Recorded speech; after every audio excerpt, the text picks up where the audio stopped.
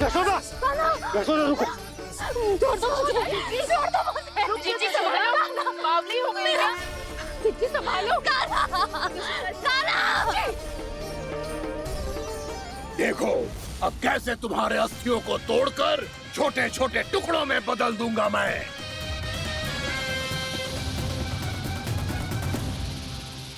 अगर जी आप जाओगी तो आप भी फंस जाओगी। अपने लल्ला के लिए मैं किसी भी संकट का सामना करने के लिए तैयार हूँ। छोड़ो ना यशोदा, हमें कोई और उपाय खोजना पड़ेगा। हाँ, कोई और उपाय? आप देख ना रही मेरा काना किस दशा में है। काना मैया के वश में नहीं है, नहीं तो ये अपने लल्ला के लिए साक्षात काल का भी सामना कर ले। ये तो केवल कालिया नाग है। हे नागराज, आप मेरे प्राण ले लो पर काना को छोड़ दो। ना नागराज, आप मेरे प्राण ले लो, मैं विरोध भी ना करूंगी।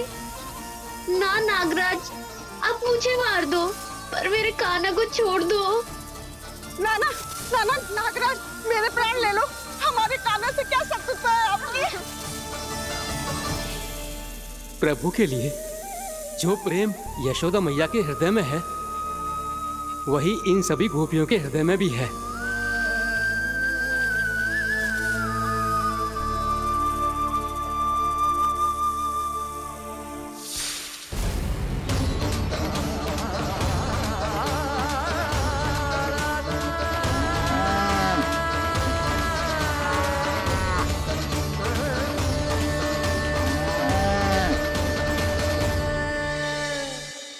यशोदा, यशोदा, देखो इन गोपियों को, इन गैयाओं को। इन सब के मन में भी तुम्हारी भांति ही ममता भरी हुई है। वो सब भी कान्हा से उतना ही प्रेम और स्नेह करती हैं, उतनी ही ममता से भरी हुई है जितनी कि तुम।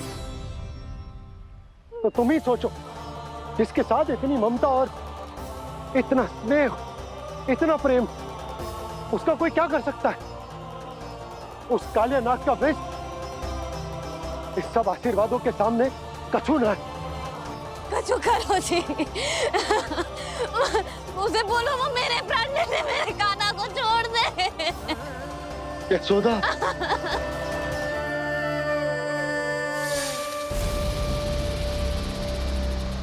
केवल इन्हीं में नहीं देवराज, नाग पत्नियों के हृदय में भी ममता का वही प्रेम उमड़ रहा है। देखिए। मैं आपके हाथ जोड़ती हूँ स्वामी, इस बालक को छोड़ दीजिए। ये अवश्य ही कोई दिव्य आत्मा है स्वामी। हम आपसे विनती करते हैं स्वामी, इस नन्हे बालक को हानि मत पहुंचाइए स्वामी। मेरी पत्नियां मेरे ही शत्रु के लिए विनती कर रही हैं। अब यदि इसके पक्ष में एक शब्द भी कहा तुम सबने, तो मैं इस बालक से पहले तुम सबके प्राण ले लूंगा। हो रहा प्रसन्न नाग कालिया, विजय को निश्चित जान। रोते बिलखते व्याकुल सब, संकट में देख कान्हा के प्राण।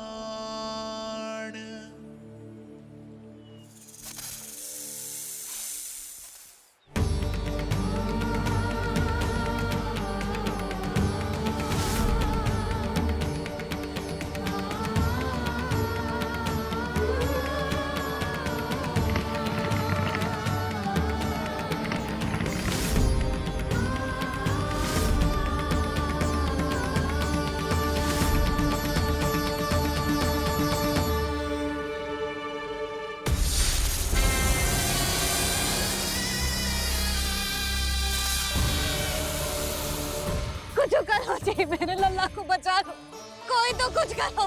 जीजी, संभालो यशोदा। यशोदा, यशोदा तुम शांत हो जाओ। मैं कान्हा को वापस लेकर आऊंगा। मैं रक्षा करूंगा उसकी। ना नंदराज, कान्हा, नंदराज नहीं।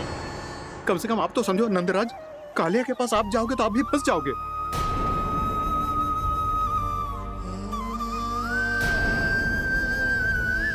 बलराम, तेरा भाई इतनी भीषण संकट में है और तुझे जरा भी दुख ना हो रहा?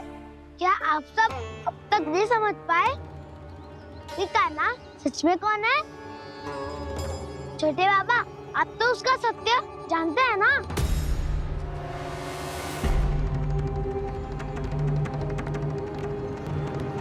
मानता हूँ कि आप सब कान्हा के रहस्य के बारे में नहीं जानते, पर क्या उसके जन्म से आज तक घटी एक से बढ़कर एक विचित्र घटनाओं को भी भूल गए हैं आप सब? भूल गए हैं कि कैसी पूतना जैसी राक्षसी उसका कुछ बिगाड़ नहीं पाई, कैसे तरनावत जैसा भयानक राक्षस उसे एक खरोच भी नहीं दे पाया था।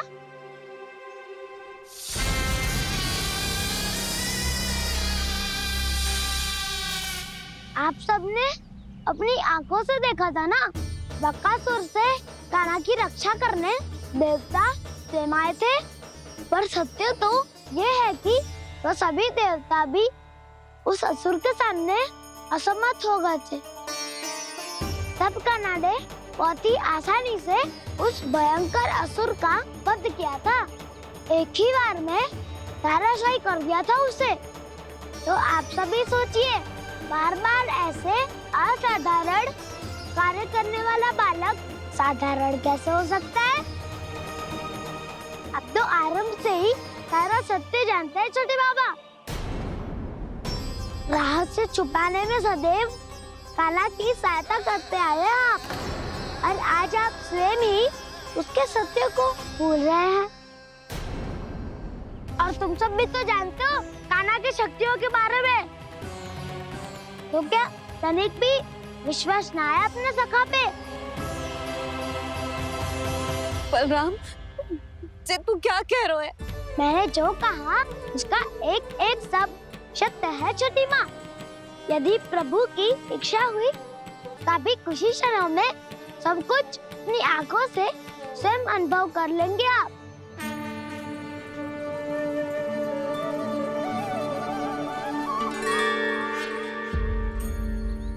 शांताकारं भुजगशयनं पद्मनाभं सुरेशं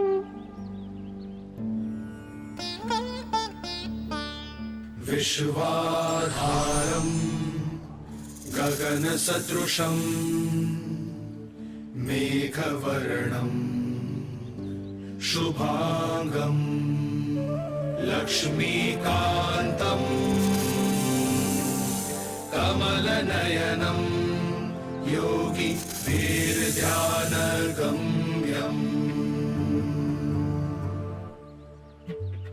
वन्दे विष्णुं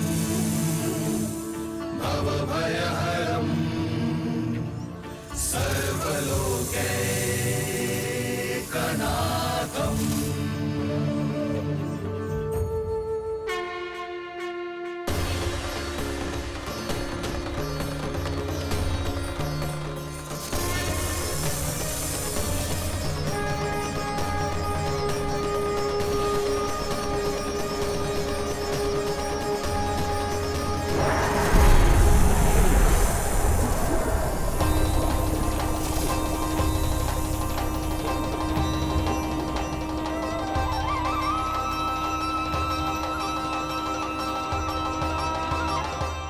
तुझे क्या लगता है बालक कि तू मेरी जकड़ से निकल गया तो अब बच जाएगा तू?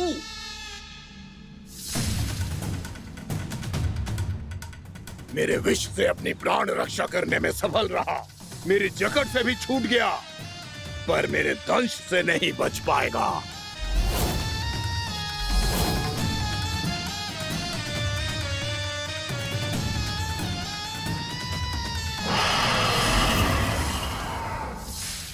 अब भय से भाग रहा है, पर मैं तुझे मृत्यु देकर रहूंगा।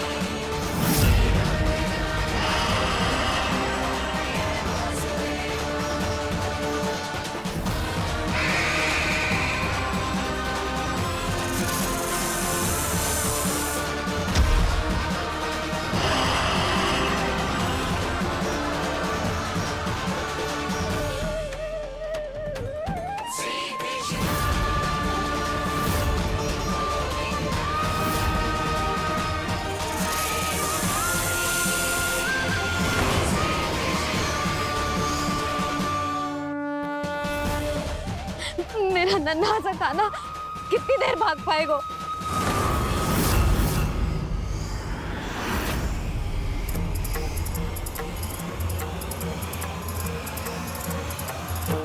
और कितनी प्रतीक्षा करोगे मेरी भक्त कालिया? भक्त नहीं, काल हूँ मैं तेरा। जब अहंकार का मुकुट बुद्धि को ढक लेता है तो भक्त अपने भगवान को भी नहीं पहचान पाता। व्यर्थ की पहेली में मत उलझा बालक। ना मैं भक्त हूँ और ना तू भगवान।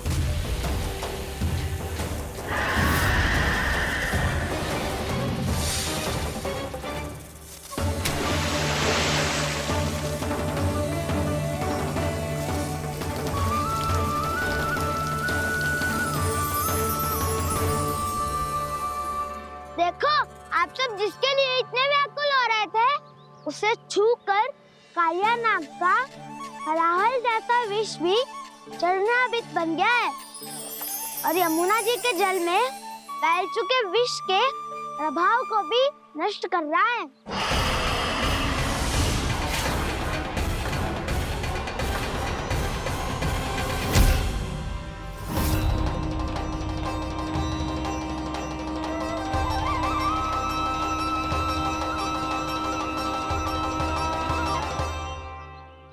धर्म रक्षक, अधर्म विनाशक प्रभु श्री कृष्ण का कौशल सचमुच अद्वितीय है। नारायण नारायण।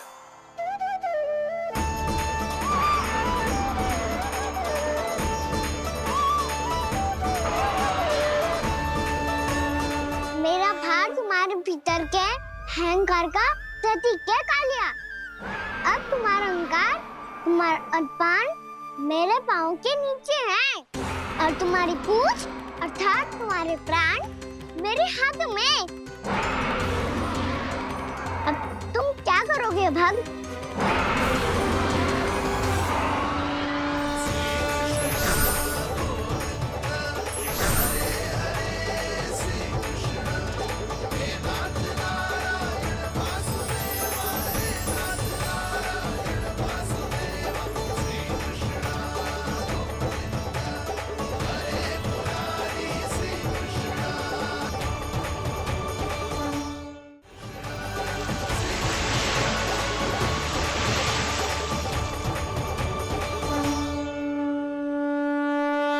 प्रभु, भले ये आपको पहचानने में असमर्थ हो, पर हम सब ने आपको पहचान लिया है।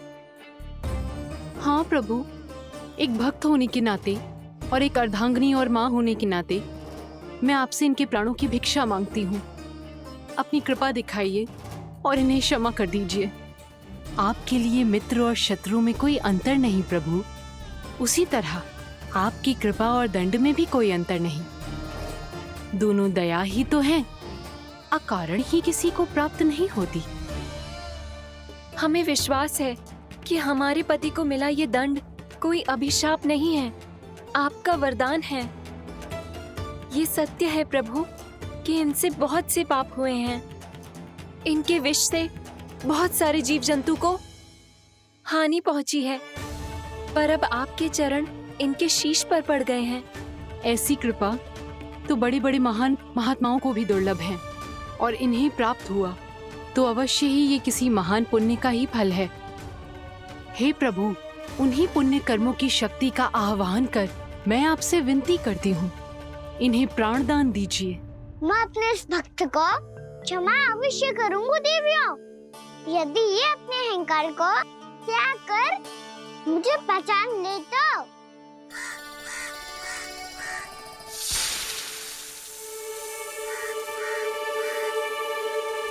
मैं तुम्हें श्राप देता हूँ, जितनी विषैली तुम्हारी जिह्वा है उतने ही विषैले सर्प बन जाओ तुम।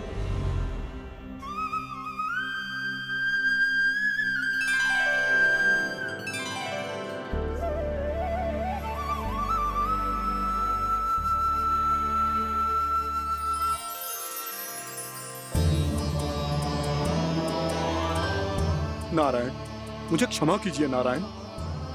मैं तो आपका परम भक्त था, किंतु मैं आपको पहचान नहीं सका। इसका दंड तो मुझे मिलना ही था, किंतु मैं अब प्रायश्चित करना चाहता हूं।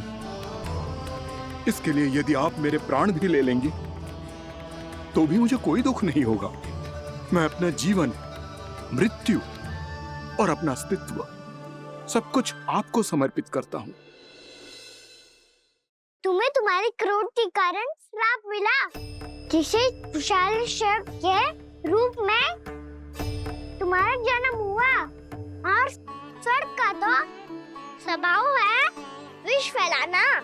इसीलिए तुम्हें दंड नहीं दूंगा मैं। सिर्फ सभी अपराधों का पश्चाताप कर लिया, इसीलिए मैं तुम्हें क्षमा करता हूँ कालिया।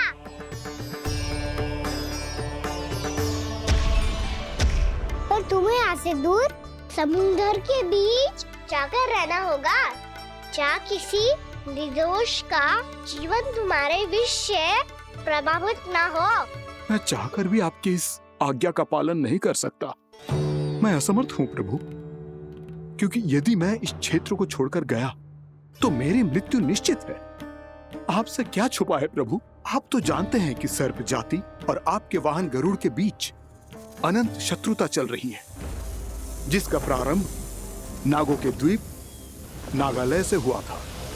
उस द्वीप पर छोटे जीवों को निगल जाने के लिए सर्प थे, और गरुड़ को सर्पों का स्वाद बहुत प्रिय था, इसलिए वो बार बार नागद्वीप जाने लगा था। पर इस कारण पूरी सर्प जाति उससे आतंकित हो गई थी। इसलिए जब भी गरुड़ वहां पहुंचता तो सभी सर्प छिपने लगते। जब गरुड़ को इसका आभास हुआ तो उसे बड़ा क्रोध आया, और वो उत्तेजना में भरकर सर्पों का शिकार करने लगा। भूख ना होने पर भी उन्हें मारने लगा। अब सर्पों के प्राण हरना उसके लिए खेल बन गया था। इस भीषण समस्या का समाधान ढूंढने के लिए पूरी सर्प जाति महान सर्प वासुकी के सामने इकट्ठी हुई। हे महान वासुकी, हमारी सहायता कीजिए। नागद्वीप पर गरुड़ ने आतंक मचा दिया है। पहले तो वो हमें अपना भोजन बनाता था, लेकिन अब हम उसके खेल का साधन बन चुके हैं।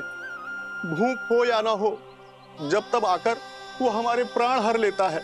अनुचित हिंसा के इस प्रथा का आरंभ सर्पों ने ही किया है। पहले आप सबने पूरे द्वीप पर अधिकार कर लिया, फिर आहार के साथ साथ आनंद के लिए भी आप सभी ने निर्दोष जीवों की हत्या की। और जब सृष्टि का संतुलन बनाए रखने के लिए गरुड़ आपको अपना आहार बनाने आया, तो आप सब अपने प्राणों की रक्षा के लिए छिपने लगे। तो फिर गरुड़ का उत्तेजित होना तो स्वाभाविक ही था। नागनाथ, जो हमने अन्य जीवों के साथ किया वही अब हमारे साथ हो रहा है, परंतु ये भी तो सृष्टि के संतुलन के विरुद्ध ही है ना? अवश्य है, इसलिए मैं गरुड़ से चर्चा करूंगा। धन्यवाद प्रभु।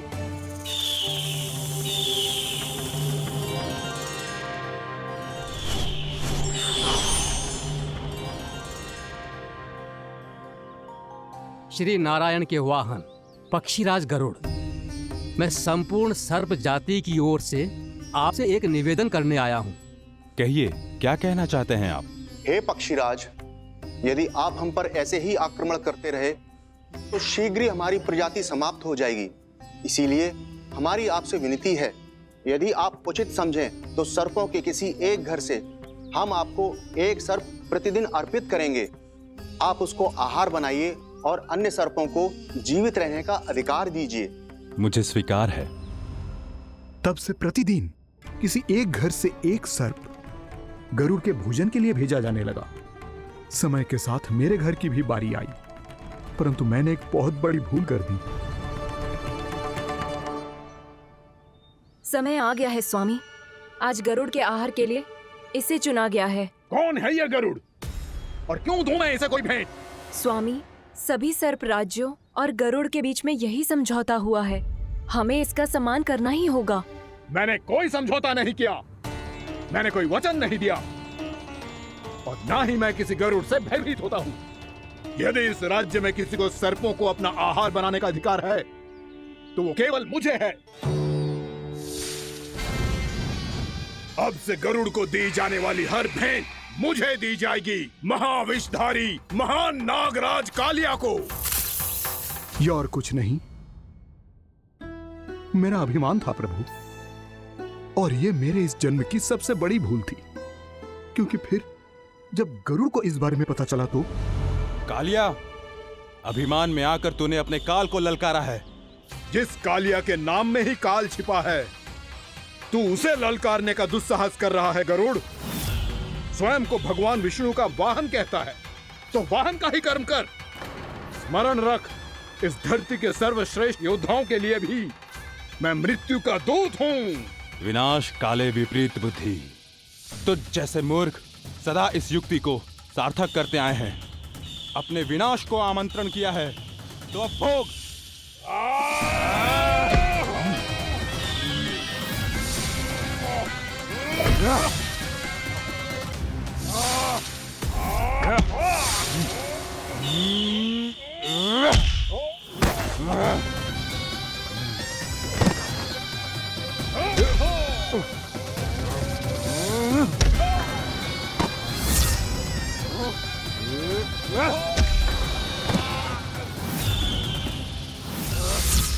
जिसने मेरा भोजन चुराने की धृष्टता की है वो इसी योग्य है।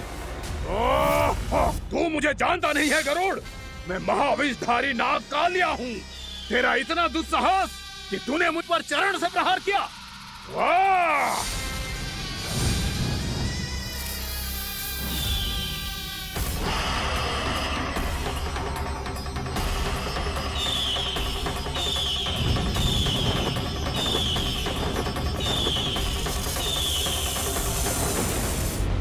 मैं अपने अभिमान में भूल गया था कि गरुड़ मुझसे कहीं अधिक शक्तिशाली है। इसलिए अपने प्राणों की रक्षा करने के लिए मैं एक स्थान से दूसरे स्थान भागने लगा। नदियां, पर्वत, यहां तक कि मैंने सागर भी लांघ डाला, पर मैं जहां भी जाता गरुड़ के रूप में मेरा काल वहीं आ जाता।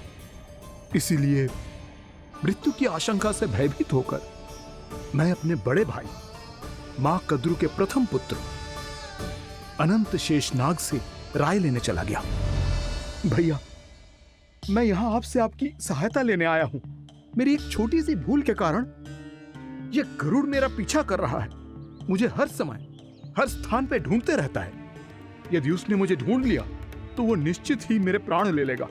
मुझे कोई ऐसा स्थान बताइए जहां मैं अपनी पत्नी और अपनी संतानों के साथ शांति से रह सकूं। तुम यमुना नदी के किनारे वृंदावन क्षेत्र में जाके वास करो कालिया। गरुड़ वहां प्रवेश नहीं कर सकता क्योंकि उसे ऋषि सोबरी का श्राप मिला हुआ है।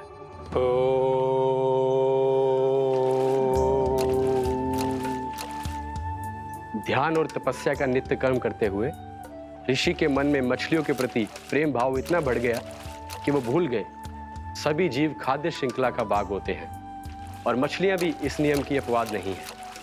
उन्हें मछलियों की अटखेली इतनी अच्छी लगने लगी कि वो इस क्षेत्र के मछुआरों को भी मछली पकड़ने की अनुमति नहीं देते थे।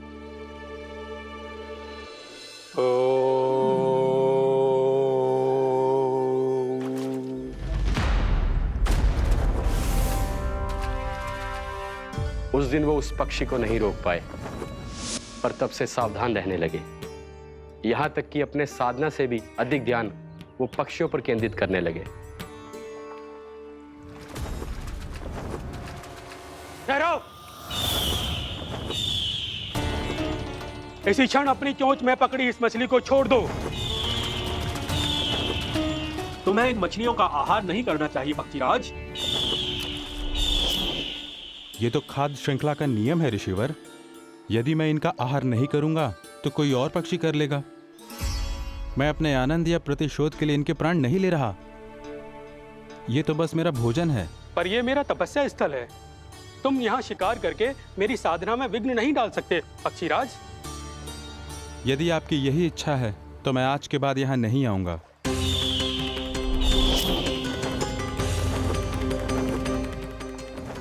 पर आज ये मछली मेरे आहार के रूप में पकड़ी जा चुकी है। मैं वचन देता हूँ ऋषिवर, इस स्थान पर यह मेरा अंतिम शिकार होगा।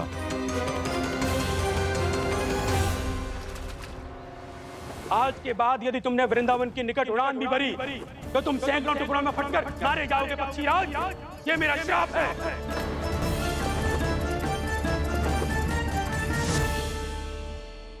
और इसीलिए भैया शेषनाग के सुझाव के अनुसार मैं यहां आ गया। पर अब यदि मैं कहीं और जाऊंगा तो मेरे प्राण नहीं बचेंगे प्रभु। निश्चिंत रहो कालिया, अब से गरुड़ तुम्हें कोई हानि नहीं पहुंचाएगा। अब तुम्हारे फनों पर मेरी पक्षिंग बन गए कालिया, इसीलिए अब से तुम्हें गरुड़ से कोई भय नहीं होगा। निश्चिंत होकर अपने परिवार के साथ गहरे समुद्र में चले जाओ और सुख से शांति से निवास करो। पर ध्यान रहे निर्दोष जीवों को हानि ना पहुंचे। आपने मुझे जीवन दान दे दिया प्रभु, इस उपकार से मैं कृतज्ञ हूँ प्रभु। आदेश दीजिए, मैं आपकी सेवा कैसे करूं? तुम्हारे जल क्षेत्र से 1 कोटि कमल पुष्पों को लेने की अनुमति दे दो कालिया। यह मेरी सेवा होगी प्रभु। ये तो मेरा सौभाग्य होगा।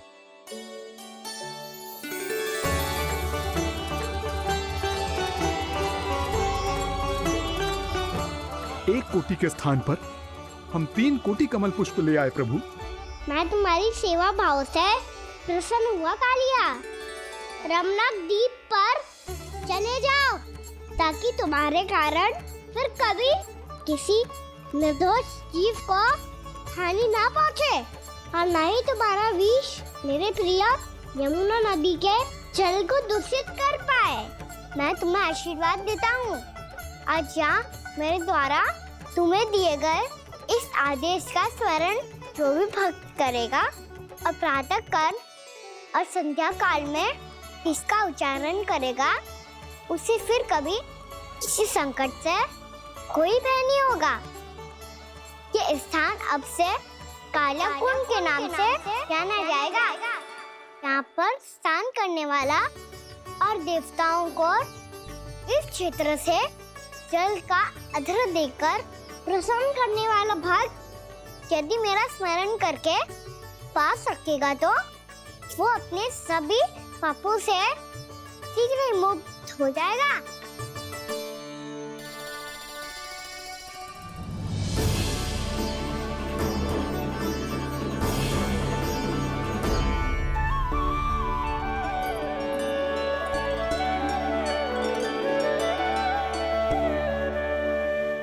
कौन है जी भगवान जिसने अभी अभी कालिया जैसे विशाल विस्तर का सामना किया? क्या एक साधारण बालक जो शीत की अधिकता से ठिठुर रहा है? क्या करूं? मैं लल्ला को ममता के आंचल में छुपा लूं या भक्त बनकर प्रभु की लीला देखती रहूं? क्या करूं मैं? कितना ठंडा था जल, बहुत सर्दी लग रही है। सर्दी से तड़पते हुए कैसे देखूं इसे? अभी जाके अपने पल्लू से सुखाती हूँ। हृदय से लगा के स्नेह की आंच दूंगी तो सर्दी पल भर में छूमंतर हो जाएगी।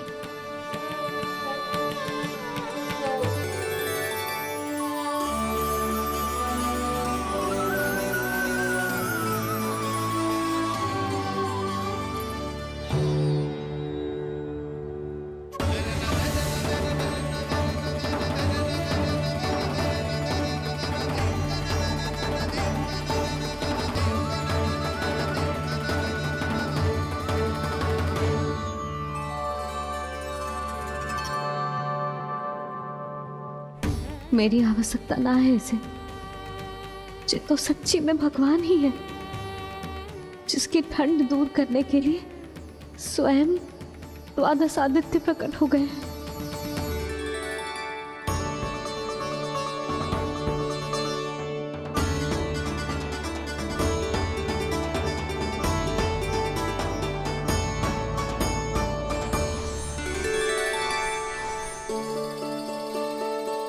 ये क्या किया आपने?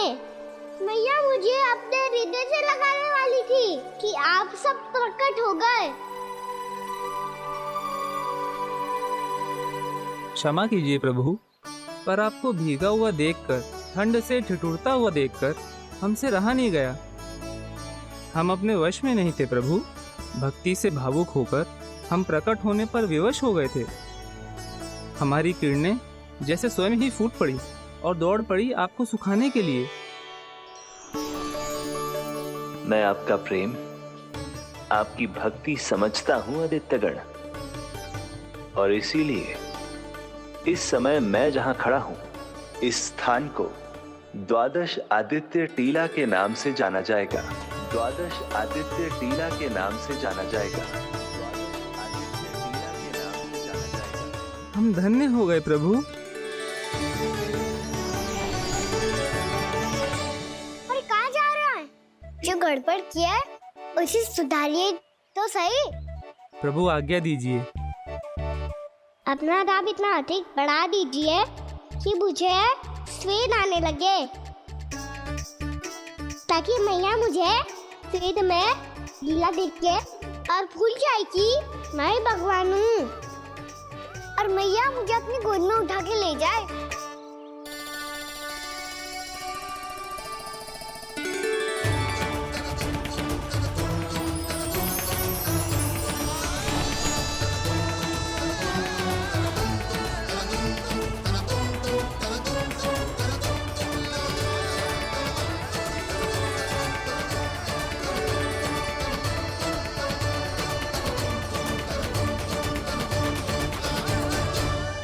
गर्मी क्यों लग रही है यहाँ?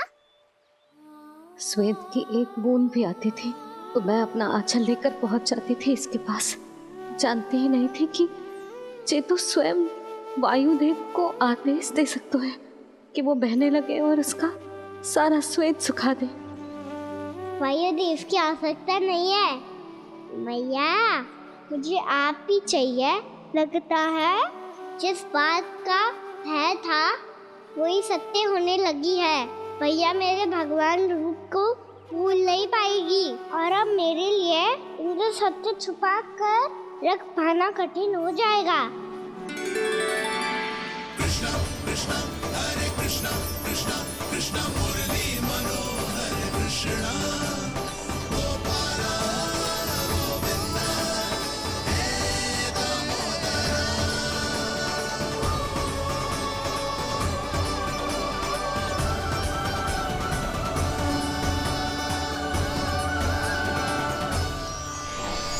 प्रभु, आपके श्वेत से बने इस प्रसंगदान सरोवर का प्रणाम स्वीकार कीजिए।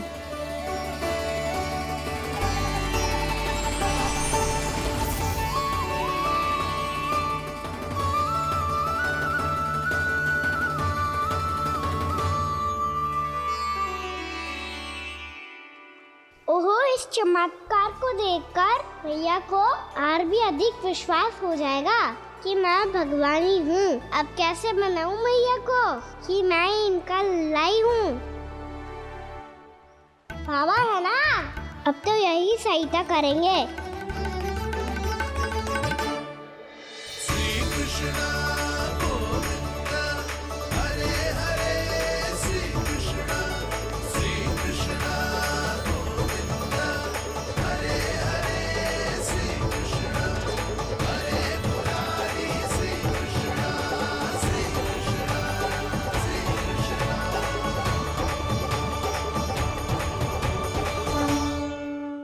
बाबा एक कोटी ना, मैंने तो 3 कोटी कमल पुष्पों का प्रबंध कर दिया है और चिंता करने की आवश्यकता ना है। 1 कोटी कमल के स्थान पर 3 कोटी कमल पुष्प मिल गए हैं। हाँ कान्हा, मैं उचित संदेश के साथ ये सारे पुष्प उस कंस के पास भिजवा दो। महाप्रक्रमी कान्हा की जय। वृंदावन रक्षक कान्हा की जय। महाप्रक्रमी कान्हा की जय। भानु जी नंदराज, बाकी गांव वालों को लेकर ये सारे पुष्प इकट्ठा करो और कंस के दरबार में पहुंचाओ। जी।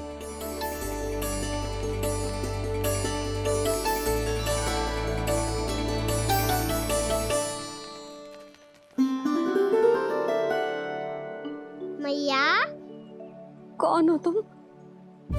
मुझे पता था मैया, जब आपको सत्य पता चलेगा तो आप मुझे मैया की तरह स्नेह ना कर पाओगी, इसीलिए आज तक सत्य छुपाता आया हूँ,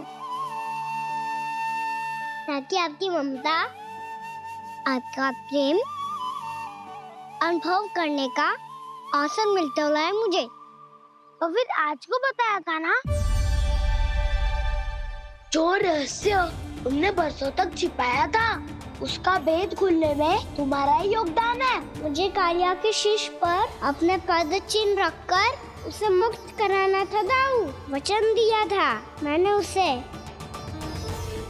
इसके अतिरिक्त निर्दोष पशु पक्षियों के जीवन को कालिया के विष से ही बचाना था मुझे। इसमें कंस को तो सम्मिलित करना ही था, ताकि जब मैं कालिया का सामना कर रहा हूँ तो वो किसी और असुर को समस्या बनाकर वृंदावन ना भेज दे। पर इस सबसे बड़ा एक कारण और था दाऊ, मैं चाहता था कि मैया को सत्य पता चल जाए। पर क्यों कहा ना? क्योंकि मुझे लगने लगा था कि मैया से ये रहस्य छुपाकर इनके साथ धोखा कर रहा हूँ।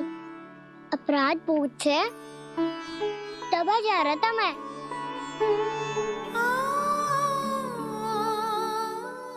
जो सत्य आपको, बाबा को, सभी को पता है, यहाँ तक कि मेरे सखा भी जानते हैं,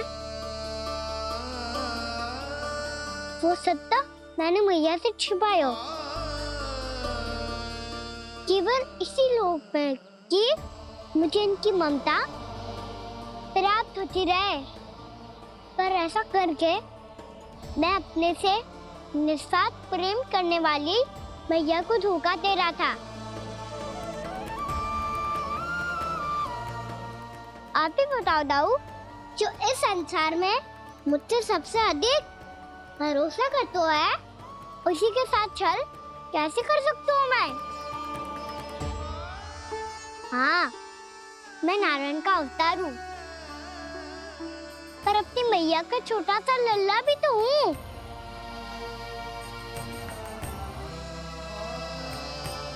इसीलिए तो यमुना जी में छलांग लगाने का एक कारण इस गेंद को लेने जाना भी था। स्नेह से बनाई थी मैया ने गेंद, इसे अपने से दूर कैसे होने देता मैं? आपको आभास भी ना है मैया कि आप मेरे लिए कितने महत्वपूर्ण हो। ये सत्य है कि सभी देवता, प्रकृति, भक्त, ये सब है मेरा ध्यान रखने के लिए, मेरी सेवा करने के लिए। पर क्या इनमें से कोई भी मेरी मैया का स्थान ले सकता है? और आप भी तो यही चाहती थी कि मैं आपका लल्ला बन के आऊं, आज जैसे आपने मुझे अपनी गोद में लिटा रखा है, क्या कुछ ऐसा नहीं हो सकता कि शीघ्र ही मुझे आपको अपनी गोद में खिलाने का अवसर मिल जाए? मैया, नारायण का अवतार हूँ ना, क्या इतनी बड़ी समस्या है कि आप हृदय से भी ना लगा सकते? मैया,